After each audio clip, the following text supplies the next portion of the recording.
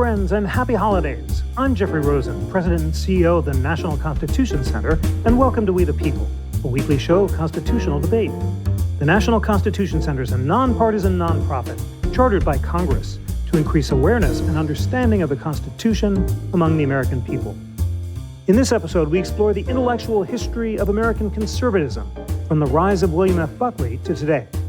Joining the conversation are Matthew Continetti, author of The Right, The 100-Year War for American Conservatism, and Sam Tanenhaus, prize-winning biographer and author of Buckley, The Life and the Revolution That Changed America. This program was streamed live on December 11th, 2025. Welcome, Sam and Matt, to the National Constitution Center. Sam, let's start with you. Congratulations on your new biography of William F. Buckley, which has been widely praised as the definitive biography of one of the central figures in 20th and 21st century American conservatism. It's a gripping narrative as well as a intellectual history, and you tell the story of conservatism through Buckley. Let's begin at the beginning. As always, you have a lot about mommy and daddy and how it shaped Buckley, but start with his childhood, and then what strains of conservatism was he bringing together when he began his efforts back in the 30s and 40s? Well, thanks so much, Jeff. It's great to be here, and it's great to see Matt again. Bill Buckley was an intellectual prodigy, which is a very rare thing. You know, we know math prodigies and chess prodigies and tennis prodigies and music prodigies. Bill Buckley was an intellectual prodigy, which means he had a mature mind when he was still very young. How do I know this? I saw his very first public speech. It was at the prep school he attended, Millbrook, Dutchess County, New York. He was raised in Connecticut, right across the border. And this was in 1941, when the United States was very close to entering World War II, but much of the country opposed it. And the leader of that opposition movement was really the nation's most beloved hero, the great aviator, Charles Lindbergh. And Buckley, in his first public speech, gave the most extraordinary defense of Lindbergh's politics, his ideology, his position in American life. And that began Bill Buckley's career as a kind of leading voice of the opposition in American politics. And from that, he moved on to a very different figure in the early 1950s, Senator Joseph McCarthy, who represented a different, more populist strain of conservatism. And Matt has written about these competing strains in the movement. Lindbergh's was almost a kind of aristocratic isolationism, which might seem paradoxical to us, but not if you were Charles Lindbergh, who had quite literally brought the hemispheres together in his famous flight. So to Buckley, who was raised as a cosmopolitan, English was his third language. Being a defender of a certain idea of America was almost aristocratic. That was no way to gain great access and a foothold in American politics, particularly when, in, as you say, the 1930s and 40s, a very small movement was looking to expand in opposition to Franklin Roosevelt's New Deal and this kind of globalized economy. And so their solution was to find the populist tribune who could reach the public, the masses, as they used to call them. And that was Senator Joseph McCarthy of Wisconsin, whom Buckley was very close to and worked closely with. Absolutely fascinating. And by beginning us with the aristocratic conservatism of Lindbergh and the illiberal populism of McCarthy, you presage the end of our journey to the post-liberal strands of conservatism today. But we have a long way to go before we reach that culmination. And Matt, in the first chapters of your book, The Right, The 100-Year War for American Conservatism, you talk about how the 20s saw two Republican presidents, Harding and Coolidge, advocate for normalcy and the new strains of right-wing thought that emerged in response to the New Deal. Tell us about those strains, which range from Southern agrarians, the Chicago School, Christian radicals, and how this period ends, which with the merging of these disparate groups during the Eisenhower administration into what you call movement conservatism. Sure, and thank you for having me, and it's great to be here with Sam as well. So I think that the key event here is 1932 and Franklin Roosevelt's election to the presidency. Prior to the coming of the New Deal, um, the conservative right was a fairly substantial wing of the Republican Party. It had folks like Harding and Coolidge, who never really called themselves conservatives. They were normalcy men. They basically stood for a repudiation or a reversal of whatever it was that Woodrow Wilson had been up to during his 2 terms in office. But it was really the New Deal and Franklin Roosevelt's expansion of bureaucratic powers in Washington, his expansion of the executive, his kind of renegotiation of the relationship between the federal government and the states, his innovations about how the individual should relate to the state in the terms of entitlements that really motivated the thinkers who had been part of this normalcy crowd to conceive of themselves as conservatives. I quote a fantastic letter from Herbert Hoover, who had been kind of drawn to the more progressive wing of republicanism in his 1 term in office. But as he continually found himself engaged in opposition to Roosevelt, he lamented to a friend in a letter, they're calling me a conservative. I've never felt like I was a conservative before, but I figure I have to be one now because I'm trying to conserve an older understanding of the Constitution, of Washington's relationship with both the states and the individual, than in the midst of Roosevelt's onslaught. So the 1932 election and the generation of Democratic dominance that it inaugurated were crucial in really, I think, the self-fashioning of a lot of disparate intellectuals into one group. And you mentioned some of them. I mean, they were very scattered. They were the agrarians who were kind of against industrial modernity as a whole, or whether it was the Chicago School, who were a little bit more moderate in some of their public policy proposals than, say, the Austrian School of Ludwig von Mises, who was very doctrinaire. But they were all disparate and not really working in concert throughout the 1930s, throughout the 1940s. What you do have is a general sense that to be a conservative in the United States at the end of World War II is to be someone who is opposed to FDR's domestic policy and foreign policy. And that included intervention in World War II, a debate that ended abruptly, of course, with the Japanese attack on Pearl Harbor, but was slightly reinaugurated after the war with discussions about America's commitment to post-war Europe and things like the NATO Treaty, the Marshall Plan. The leader of the right in America right after the Second World War was Senator Bob Taft of Ohio, who had opposed American entry into World War II and who was very critical of President Truman's post-war foreign policy.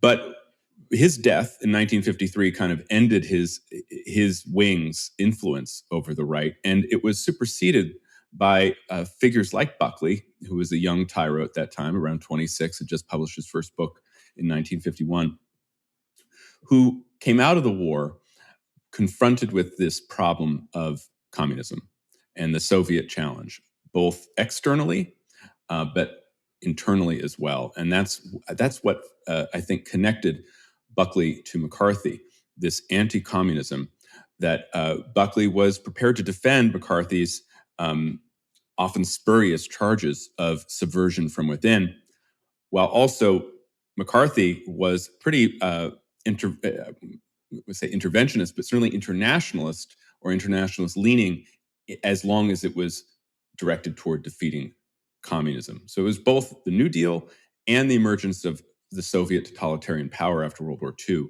that gave us movement conservatism in the middle of the 20th century. Thank you so much for that. Sam, you both describe Buckley's goals in founding National Review in the 50s. He wants to respond to communism by supporting the ideas that some things are beyond the pale. He wants to suppress seditious speech and defend America against the populist threat.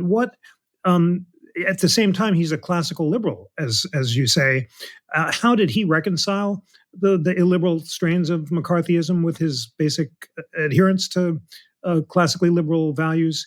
And tell us about the founding of National Review and the various strains of the movement that it brought together. Well, one thing I found is Buckley didn't worry a lot about reconciling arguments on the abstract intellectual level. I mean, he's a brilliant man with a brilliant mind. It was a strategic mind. And we left one component out so far in this discussion. Matt mentioned Bill Buckley's first book, God and Man at Yale, which I think is the most important book to come out of the conservative movement. Published in 1951 when Buckley was 25, right out of Yale University. It was also, that book, a very strong argument against what Buckley in his new magazine and his colleagues were soon to call the liberal establishment, which today we call the elite. And the paradox of the genius of Buckley was that he seemed to come out of that elite background himself, so waged a war against the ivory tower from within. And those are arguments about economics, Keynesian versus laissez-faire economics, and also about religion. It was interesting when I spoke with Steve Bannon recently for his War Room podcast. We began with one of Buckley's first heroes and mentors, Whittaker Chambers, who was, in a sense, a kind of founding figure of what Bannon called Christian anti-communism. And there's much truth to that. Buckley was a very devout Catholic. Absolutely devout Catholic. He said his Catholicism was more important to him than his conservatism. And if the two ever came into conflict, Catholicism would win. And that's where a lot of the anti-communism was rooted, in his support of the church and his fear of godless communism, in the old phrase. So what Buckley did was to see there were these different strains.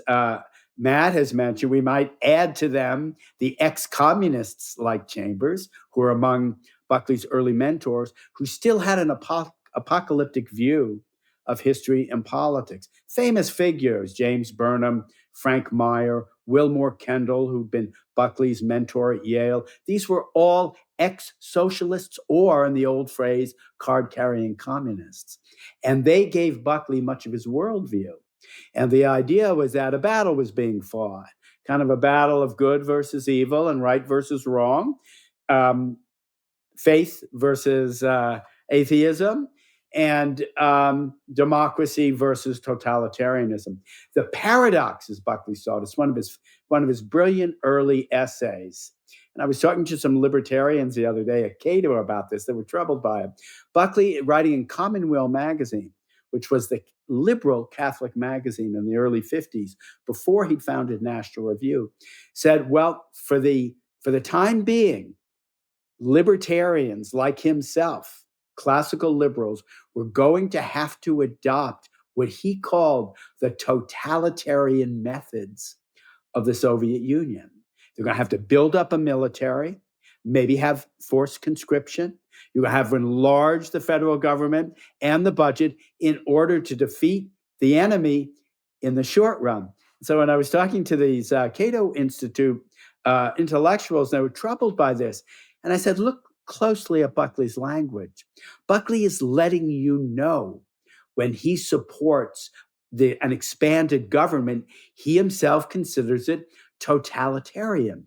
He's not embracing it spiritually. He's embracing it strategically. He sees this is the move that, as Matt says, this growing movement needs to make in order to defend what's theirs and push back against sort of liberal version of the enlarged state, or the welfare state, as it was called. So Buckley was weighing all these kind of competing factors. He's almost a kind of alchemist of ideology. You know, what can you mix together to give you the winning formula in a cause you really do believe in?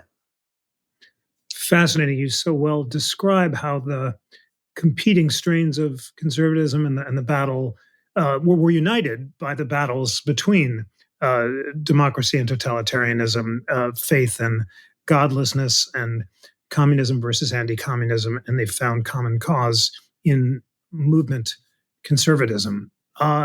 Matt, after McCarthy is censured by the Senate, as you describe it, a new force arises in American politics, and that is the John Birch Society. And it is Richard Hofstadter associated with the paranoid style of American politics. It takes McCarthyite populism, which, as you say, typically blame Jews and Catholics for the country's problem, and rages against the state. And the Goldwater campaign has to confront this. You describe how it unites conservative intellectuals, including a young William Rehnquist and Robert Bork, who give legal advice. Tell us about how Barry Goldwater and his banner of libertarianism managed to unite and failed to unite the various strains of conservatism. Sure. Just a couple things before that. I think it's important to emphasize the religious dimension of the struggle against communism, but I don't think that's the totality of the struggle against communism. When you review the opening documents of National Review, when you look at the document establishing the Young Americans for Freedom in 1960, when you look at really all of Buckley's rhetoric, there's this emphasis on the American idea. The constitutional grounding of American freedom, the unique nature of the American founding. So while, of course, his religion was integral to his personality, and it did play a major role in motivating many people to oppose communism, to desire to defeat communism, this sense that America is an exceptional nation because of our founding, because of our Constitution, which is appropriate for me to say at the National Constitution Center. That, I think, was a through line in the history of American conservatism. And actually, even before Buckley arrives on the scene, in a lot of the challenges to the New Deal, it was framed in a similar way, that Franklin Roosevelt, in his expansion of federal power, in his creation of the fourth branch of government, the administrative state, in his struggle with the Supreme Court and the court hacking controversy of 1937 was doing damage to the American constitutional order. And so conservatives have always had the sense behind them that they are defending their view, their particular view of the Constitution and of the American founding. Then on just McCarthy, it'd be odd for McCarthyites to blame the problems of the country on Catholics and Jews, because, of course, Joe McCarthy was the most prominent Catholic politician of his time, soon to be superseded by John Kennedy. And then his lieutenant, a man who would be a friend to Buckley, and then very influential to the current president, Roy Cohn, was Jewish. So McCarthyites blame the country's problems on communists, and they saw communists everywhere. The John Birch Society, with this mass mobilization organization, very kind of secretive about its membership and about its structure. There you had the seeding of racist or sectarian rhetoric, for sure. Oftentimes, John Birch Society members would oppose, say, civil rights and efforts to, say, desegregate schools. One of the most popular bumper stickers was "Impeach Earl Warren," the author of the decision in Brown versus Board of Education. So I would just draw a slight line between the McCarthyites and the John Birchers. But in any case, the John Birch Society did become a kind of a huge phenomenon in the late 50s, early 60s, based on the appeal, the mass appeal of anti-communism. But because of the conspiracy theories of its leader, Joseph Welch, was a potential threat to this growing movement, simply because it allowed figures like President Kennedy and figures in the establishment that Buckley was railing against to delegitimize all conservative arguments by casting them as pathological, as conspiratorial, as somehow an irritable mental gesture, in the phrase of the critic Lionel Trilling. And so the movement had to figure out how could it live with the John Birch Society? Could it retain the loyalty of many John Birch Society members who were oftentimes subscribers to publications such as National Review and the foot soldiers in Barry Goldwater's campaign for the presidency in 1964, while distancing itself from their leader? And this was very difficult. And the truth is, even though Buckley and Goldwater and the conservative intellectual Russell Kirk all tried to delegitimize Welch and to separate him from his followers and to separate the conservative movement from the John Birch Society, it was very murky, the results. What really ended up delegitimizing the John Birch Society in conservative politics for many decades wasn't so much any top-down, bull from the offices of National Review saying you can't be a member of the John Birch Society.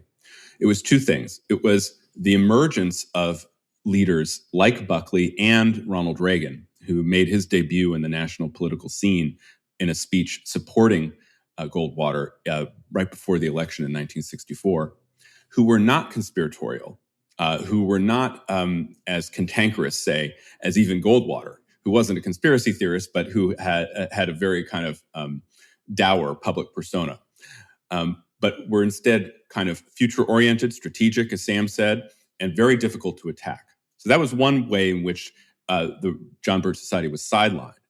And the other way was eventually the John Birch Society believed that communist infiltration was so extensive in the United States at all levels of our government and society that the communists were behind America's intervention in Vietnam.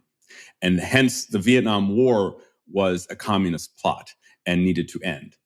So again, because of the anti-communism of the conservative movement of figures like Buckley, that actually ended up distancing the Birchers from most conservatives, because most conservatives continued to believe in the, if not in the tactics of Vietnam, in the cause of Vietnam, that even though they believed Lyndon Johnson was mismanaging the war disastrously, the war to prevent the communist takeover of Vietnam was just. So for those two reasons, that the conservative movement was able to kind of marginalize the John Birch Society and the type of conspiratorial thinking it represented for many, many years. Thank you so much for all that. Sam, in your discussion of Buckley's transition from the death of McCarthy to the Goldwater campaign, you discuss one of the most powerful themes of your book, and that is race. And you note that at the same time that there was a mounting campaign for racial equality in America, Buckley's family was fighting to preserve legal segregation in the South. In a remarkable chapter, you give us a look into the Buckley family's pro-segregationist newspaper and Buckley's avowed support for states' rights and the negative power of the federal government to enforce desegregation. And for good measure, for extra credit, we also learned that Buckley's dad was a virulent anti-Semite, and that as a Halloween prank, Buckley lamented the fact that he couldn't join his siblings in burning a cross on a Jewish family's home. So tell us about Buckley and race and how it played out during this period. Well, all that is true. And I would add to what Matt just said about conservatives and Buckley and constitutionalism is I was glad at the end, Matt, when you said it was their particular view of the Constitution. Yeah, of course. Because Buckley wrote a famous editorial in National Review in which he said the 14th and 15th Amendments are, quote, inorganic accretions to the original Constitution. And that is the view. And he said, this is the view in the South. And Buckley was raised as a Southerner. And his brother, Jim Buckley, was also a major political figure, an extraordinary man, much better political candidate, by the way, than his younger brother, Bill. It was Bill who pushed him to run for senator of New York, and he was elected. He was elected on the conservative ticket in 1970, when New York was as populous a state as California. And when I interviewed James Buckley, he said we were culturally Southern because although they were raised in this magnificent estate, where the Young Americans for Freedom gathered in 1960 in what's called the northwest corner of Connecticut. The family each winter went down to Camden, South Carolina, which is about 30 miles away from Columbia, where they lived in a beautiful antebellum mansion, which Buckley's father, who loved and had a wonderful eye for architecture and design, had renovated for the family to spend their winters there. And that's where Bill Buckley got his ideas about race. And when I interviewed Black people who'd worked for the family in the Buckley family in South Carolina, they had nothing but admiration for them. They said this was the one great white family in town. They were part of the winter colony who came down from the Northeast during the winter months. If you worked on Wall Street, as Buckley's father did, you didn't want to take the Streamliner, right, the high-speed train, all the way down to Florida to vacation. You could go to Carolina instead, because then you could make the overnight trip back to the office if you needed to. And the Buckleys were famous locally for their generosity and support of the Black help, that's the term that was used, who they employed all through the year, including when the family wasn't even present, paid for them to go to HBCUs in the segregated era and to perform many kindnesses. At the same time, they were absolutely dedicated segregationists. So for me, as a storyteller, one of the challenges in the book was to try to convey how Buckley and his siblings had this extraordinary warmth toward all the people around them. They went to church together with their servants, including Latino and Black servants in the North and South. South, separate churches. North, if there were Catholics, they worshiped together. So it was a kind of complex racial interaction. And Buckley thought in defending what he called the mores and folkways of the South, very, particular words, he was keeping alive a tradition that could evolve progressively. Well, it's easy for you to say when you're a white person. It's not so easy for a Black person to accept that. And that's where the tensions came. Now, another thing that's interesting about your question of timing, Jeff, is exactly right. Because those of us who do this kind of work, Matt and me and a zillion others, you're very much helped by timelines. When did things happen? When were people born? When do important events occur? For instance, if you look at the founding of National Review, which really began in the spring of 1954, it's at the same moment McCarthy is being exposed in the hearings. Televised hearings, the Army hearings, seen by 20 million people in an era when there were not that many televisions in the country. People are gathering in bars to watch them.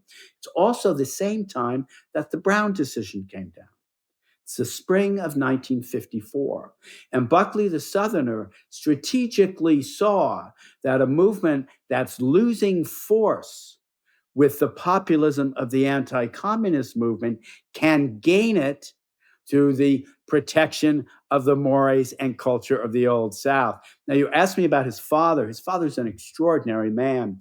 And Bill Buckley himself would have said his father was a greater figure than he was. And I think there are other people in that early era of the movement who agreed with him. And what Buckley Sr., WFB Sr., saw as a man who'd made his fortune in the North, but himself came from the South, from South Texas, and had the second life in South Carolina, where his friends included Senator Strom Thurmond, that really one of the leading Dixiecrats, right, segregationists of the era, is that those politics could be combined.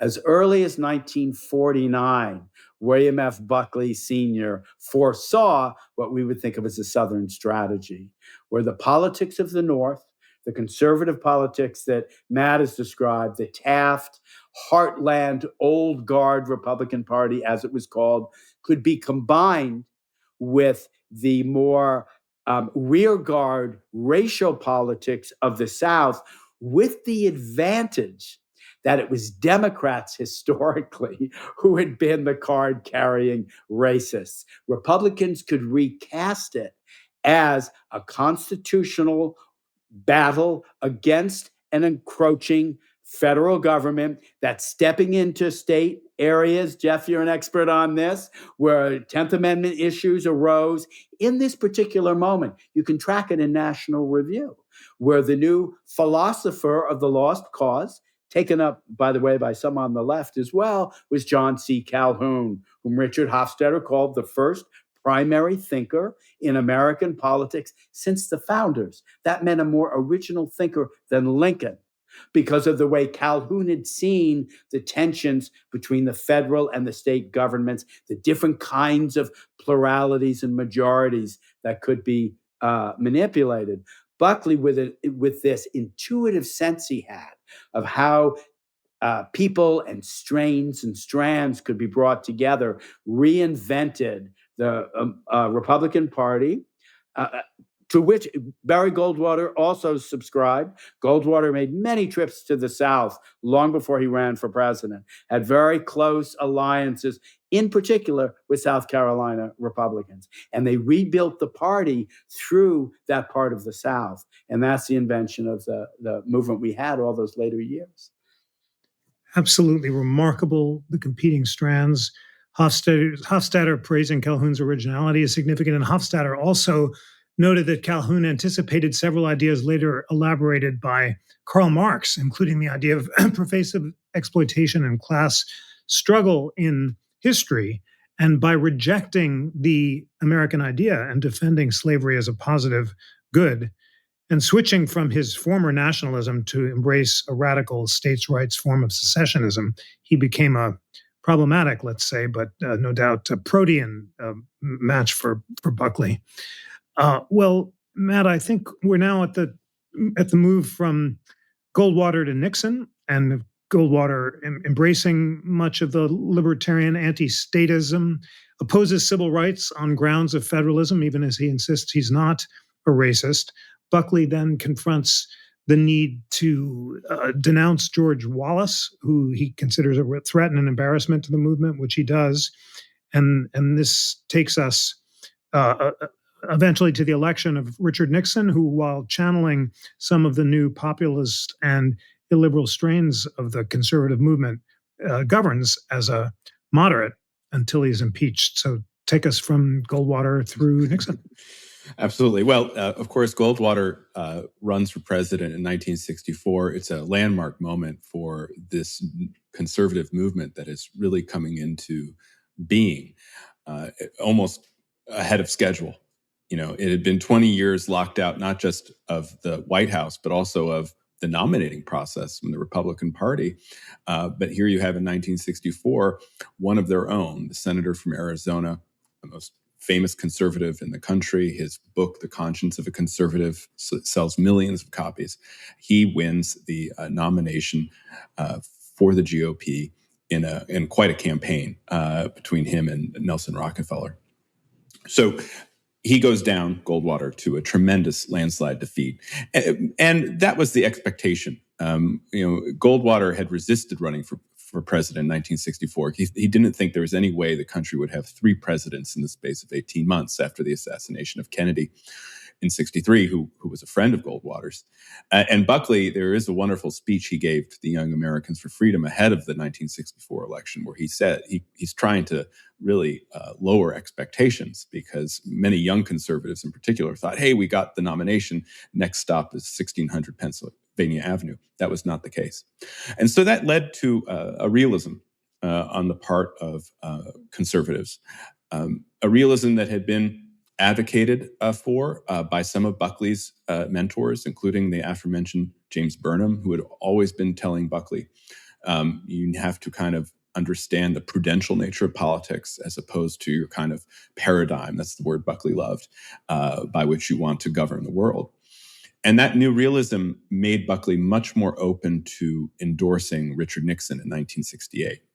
You know, it was a very complicated relationship between the conservatives and Nixon.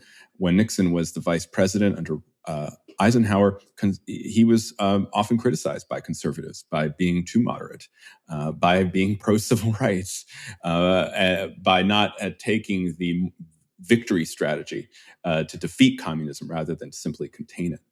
But by 1968, there is a kind of a maturity and a decision that they will endorse Nixon as the most feasible candidate who could govern from a conservative, at least include conservatives in his coalition.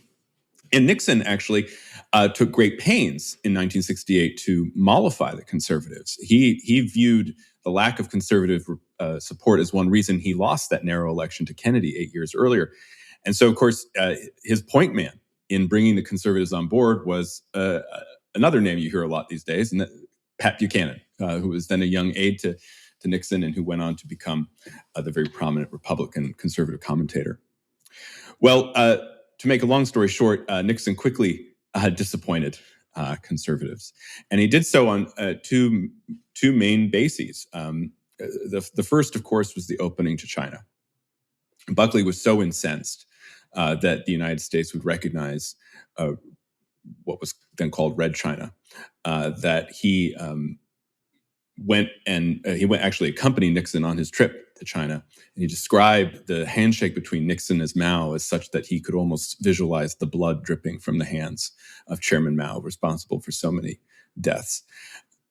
At the same time, because of increasing inflation, something else that's resonant today, Nixon had imposed in the summer of 1971 wage and price controls. And this outraged the free marketers, who were a very important part of the conservative movement. In fact, Milton Friedman, the conservative economist, would say in his memoir that Nixon's imposition of wage and price controls was the worst thing he ever did, including Watergate, which you have to be Milton Friedman to make that argument. But that led to conservatives withholding support from Nixon, an announcement saying that conservatives had suspended their support for Nixon ahead of his reelection in 1972. And indeed, a search for an alternative to challenge Nixon in the Republican primary. As it happened, that completely flopped. Their alternative, a young congressman, got fewer votes in New Hampshire than the anti-war liberal Republican. And so once again, conservatives had to kind of slouch their way into Nixon's corner, mainly because they believed that Nixon, for all of his faults in 1972, was the lesser of two evils compared with the Democratic nominee, George McGovern. And so I guess that kind of, putting your hand above the open flame, so to speak, in 1968 may have given conservatives a preview of what would happen once Watergate came in 1973 as a major issue. Of course, the burglary took place in 72. And at the end of this process, not only Nixon's détente with the communists, the growth of government under Nixon, and then the constitutional crisis and Nixon's unprecedented resignation from the presidency and Gerald Ford's elevation as our only unelected president, conservatism was once again kind of in the same trough it had been in at various points in its history, whether that's after 1932, whether it's after the death of Taft or the censure of McCarthy, the defeat of Goldwater. With Nixon gone, Ford ascendant, conservatives were once again at a point where they felt that their efforts to convert the Republican Party into a vehicle for their ideas had failed them. Thank you so much for that. We have 15 minutes and we're just up to Reagan. So I think we're going to do that because Professional hazard. We've got to get to the present. But of course, Reagan, as you describe him, Sam, was in many ways the culmination of William F. Buckley's vision. He had founded National Review on principles of a libertarian opposition to the growth of government, traditional defense of morality, anti-communism, distaste for middle-of-the-road republicanism and anti-globalism, and much of that found its fruition in Reagan, who said that he left the Democratic Party in 1960 because it had abandoned the limited government principles of Thomas Jefferson that had been challenged by Buckley. At the same time, there are strong nationalist visions in Reagan and Buckley's views about executive power and growing populist movements that are bubbling under the surface. Tell us about Reagan and Buckley.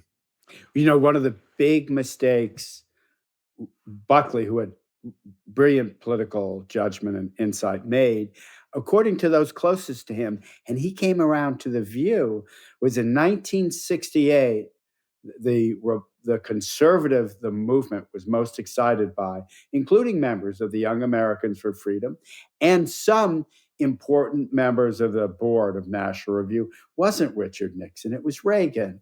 Reagan had won this extraordinary victory in California as governor. You have to remember, the man whom he overwhelmingly defeated, Governor Edmund Pat Brown, had defeated both William Nolan and Richard Nixon, two of the leading Republican senators, both presidential contenders, and Nixon, of course, eventually became president.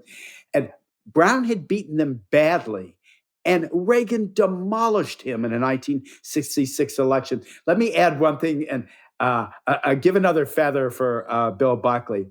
We've described how the Goldwater movement, and Matt very incisively described how that nadir brought the movement very low, and then it arose again with Nixon and Reagan.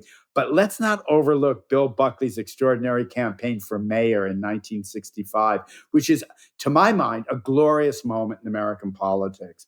One of the great liberal journalists of the era, Pete Hamill, very famous, said, never before in the lifetime of observers of politics like himself had they seen an absolutely first-rate mind connected with a politician.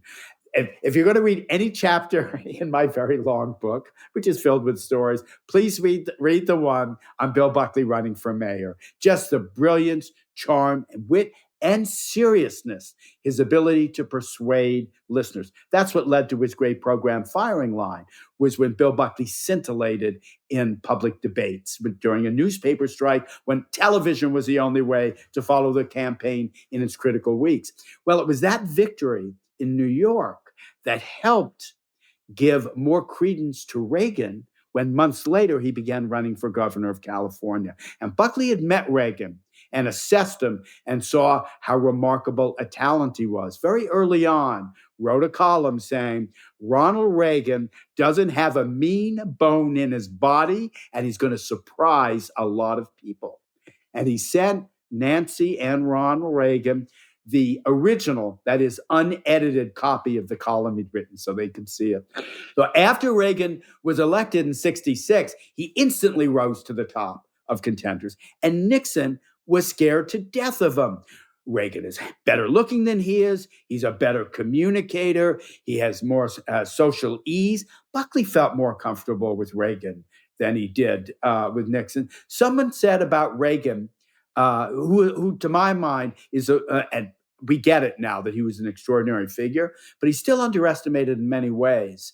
And one was the great social ease and confidence he had. Barry Goldwater said Reagan was the best he ever saw in a crowded room since Jack Kennedy.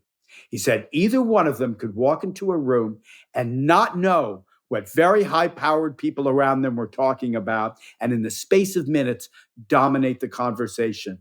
And the reason was that Reagan had the confidence of one who'd come from a very poor, undistinguished background and risen to the top of Hollywood.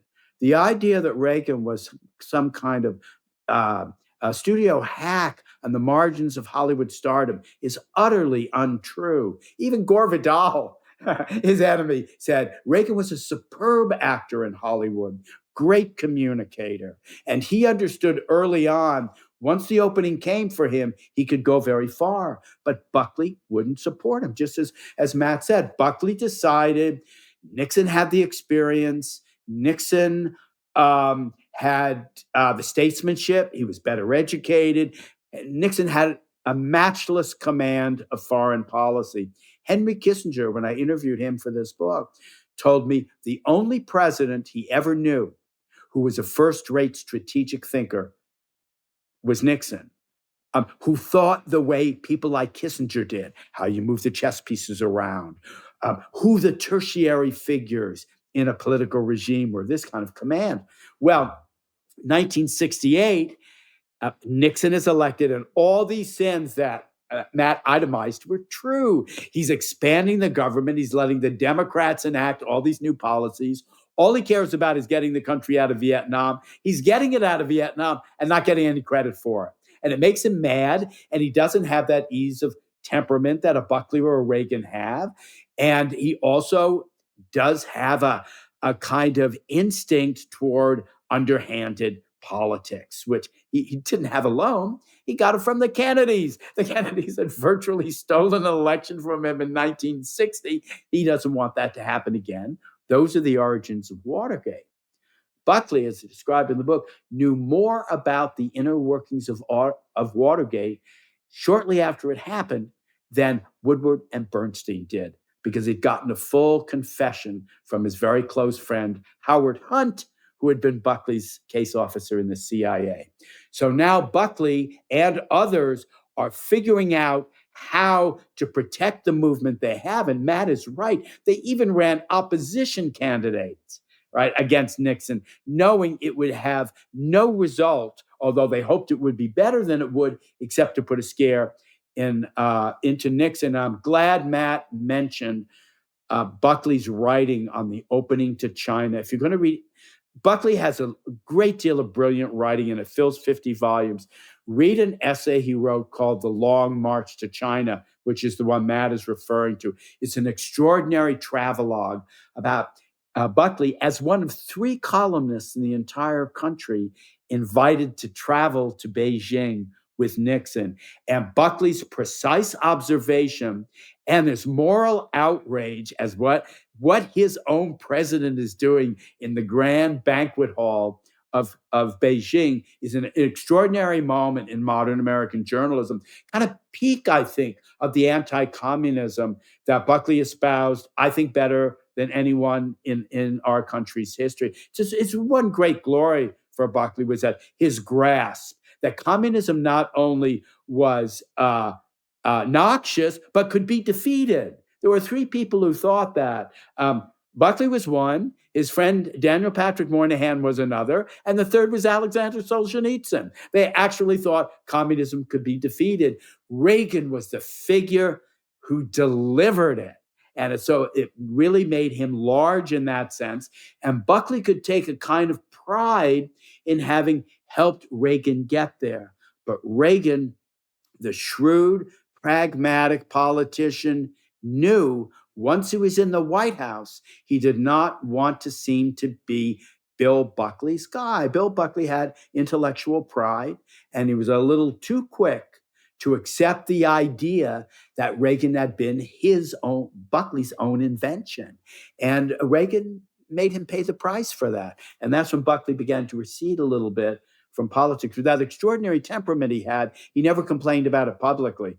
But privately, when you talk to him about it and read the very last book published just after he died, he gives a little bit of it away, how angry he was at Ronald Reagan. And what Reagan did, by the way, was to choose another Buckley protege and disciple, George Will, to be the new voice of the sort of the conservative elite. And Buckley bore up under it, but in some way it injured him in a way he didn't recover from.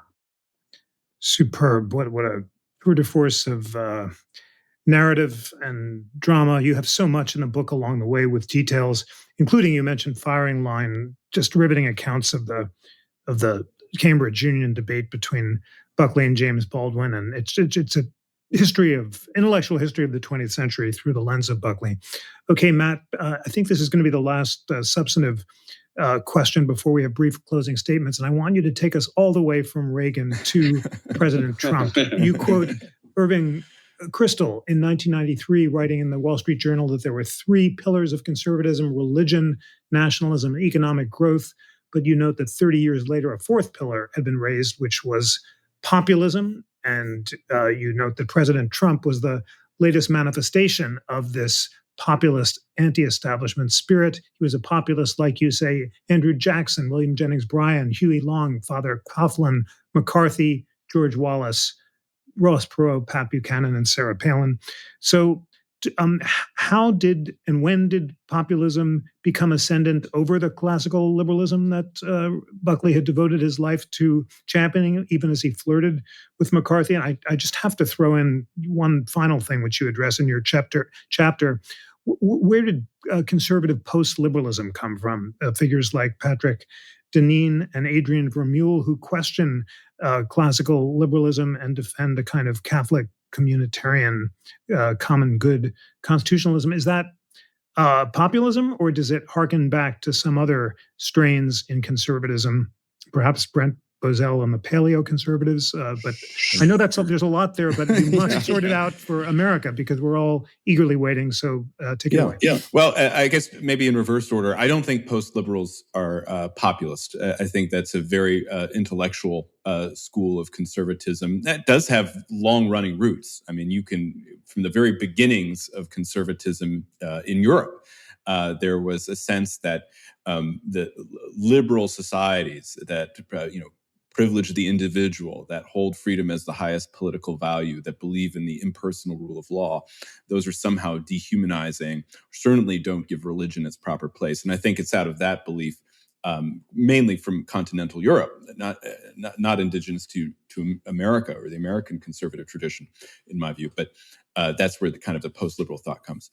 Populism is very American. It's been with America from the founding, before the founding, with the Tea Party. The Americans have an innate distrust of central authority. We don't like being told what to do. We believe our society is driven from the bottom up, not from the top down.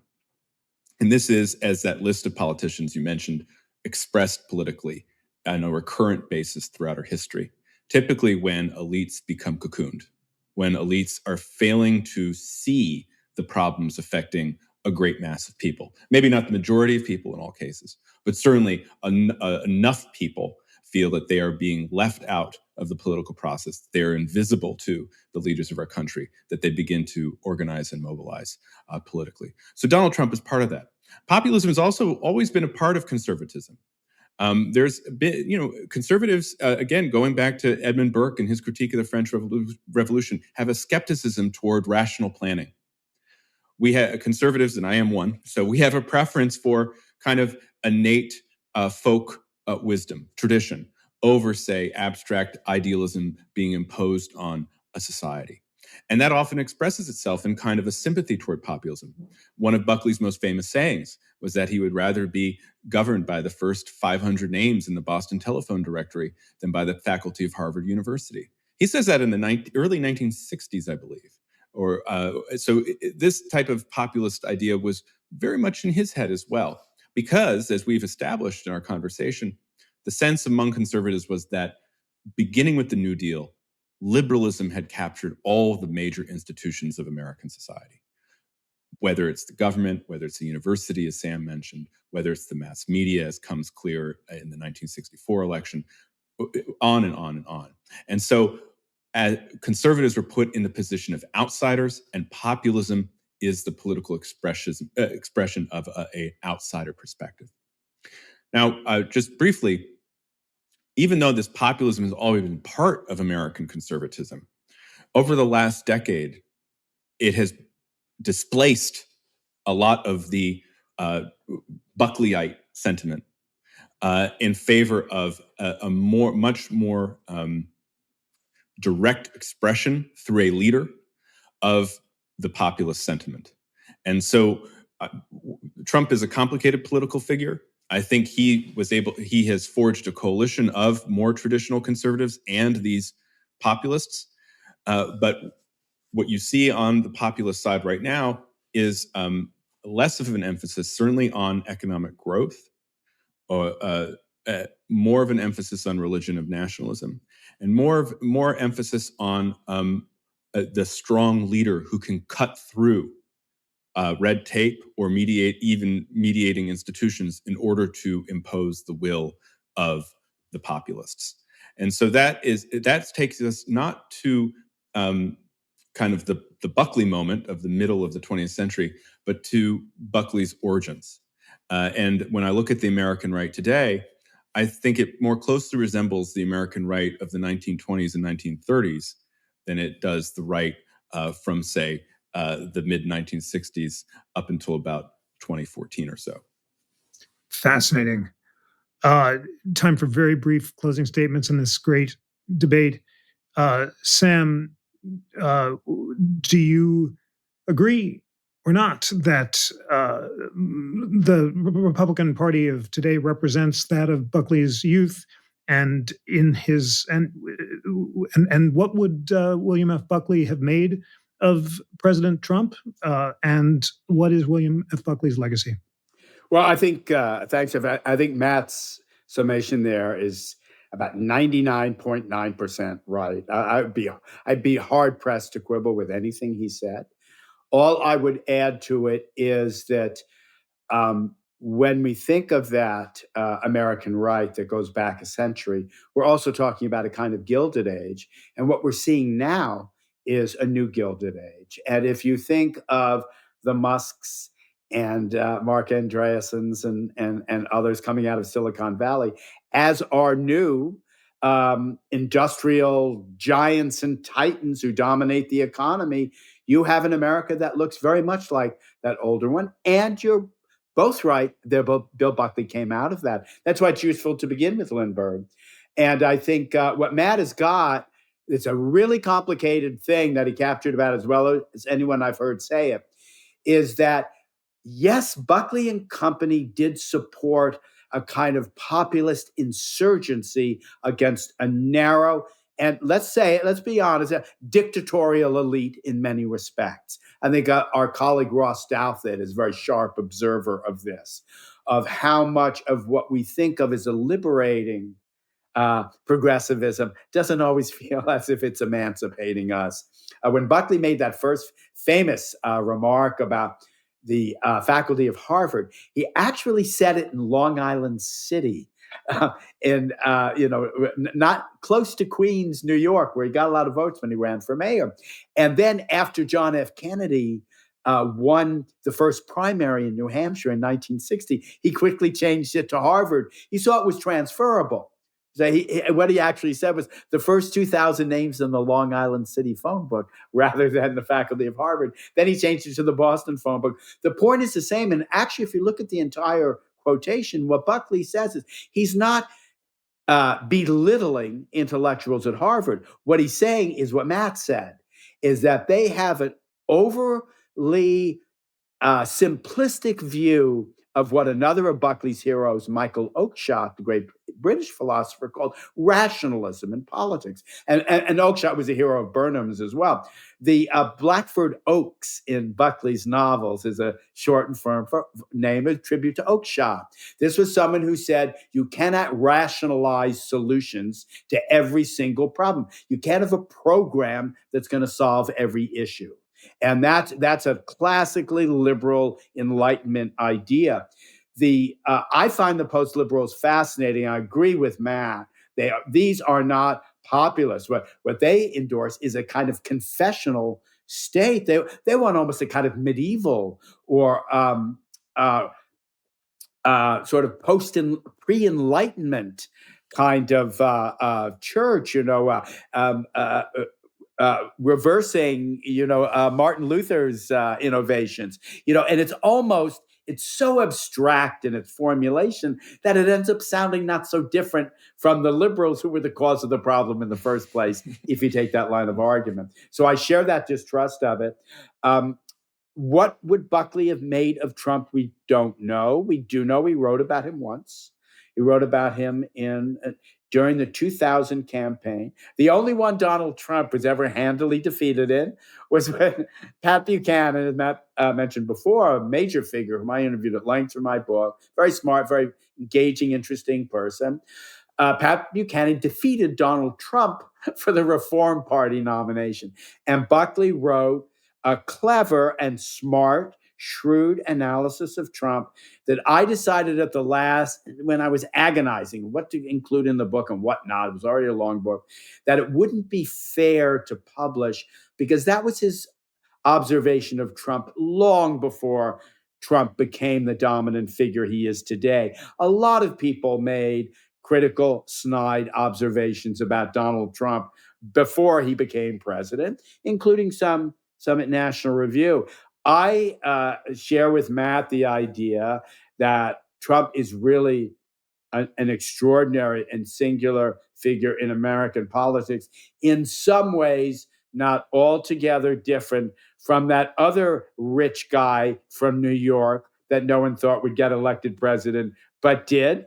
And in some ways, not so dissimilar from the other playboy who had a big mansion in Palm Beach, Florida, Jack Kennedy. And I think we do ourselves a disservice if we don't recognize the size and dimension of what he's done in politics. And I'll say, I know we're at the end here. One thing I've really admired about Matt's writing is he's really been coming to terms with the size of what the Trump revolution is. I think the question we're all asking now is, what comes next? Well, that's the obvious last word for Matt. Just a few lines, please, Matt, because we're over time. But what would Buckley have made of President Trump, and what is the future of conservatism in a post-Trumpian age? Well, I second Sam's remarks on Buckley and Trump. Just to quote that line from Cigar Aficionado is, Buckley said that when he looked at Trump, he gets a sense that Trump would like to vote for himself in the Miss Universe pageant, and that when he gets to the bottom of his glass, all he sees is his own reflection. Just great lines from that masterly wit of William F. Buckley Jr. What's next? I really don't know. But I will say things change very quickly. In 2015, ahead of Donald Trump's entry into American politics, all the conservative elite spokesmen were saying what a deep bench the Republican Party had, and coming off the great election for Republicans in 2014, how the GOP in its kind of Romney era guise was well situated to truly remake American politics. Well, the GOP has remade American politics, but not in the way anyone anticipated. And so I just go back, like Sam does, to the singularity of Donald Trump. And I've been thinking lately that, without Donald Trump, America First, as it's come to be known, is really Pat Buchanan.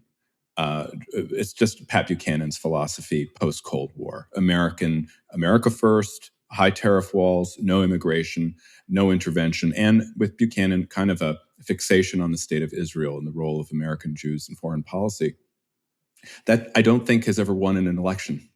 And Donald Trump modified Buchananism to make it an extremely successful political mix, at least for himself. And so without Donald Trump on the ballot, I think the future of American conservatism and of America will be up for grabs. Sam Tanenhaus and Matthew Continetti for casting such light on the past, present, and future of conservatism. Thank you so much. Really a pleasure. Thanks so much, guys. Thank you all. This episode was produced by Bill Pollack and Griffin Ritchie. It was recorded by Scott Bomboy, David Stotts, Greg Scheckler, Kevin Kilburn, and mixed by Bill Pollack. Research was provided by Griffin Ritchie, Anna Salvatore, Trey Sullivan, and Tristan Worsham. Friends, it is the holidays. What a great time to get my new book, The Pursuit of Liberty, How Hamilton versus Jefferson Ignited the Lasting Battle Over Power in America. If you'd like a signed book plate, please let me know at jrosen@constitutioncenter.org. And thank you for checking out the Pursuit podcast. All 12 episodes are now up. Pursuit, the Founder's Guide to Happiness. It was such an honor to co-host with Ken Burns and talk to great American historians about the founders' quest for self-mastery. Please recommend the show to friends, colleagues, or anyone, anywhere who's eager for a weekly dose of constitutional illumination, exploration, and debate. And always remember that the National Constitution Center is a private nonprofit. This podcast and all our work is only possible thanks to the generosity of people from across the country who are inspired by our nonpartisan mission of constitutional education and debate. You can support it by donating today at constitutioncenter.org/donate. On behalf of the National Constitution Center, I'm Jeffrey Rosen.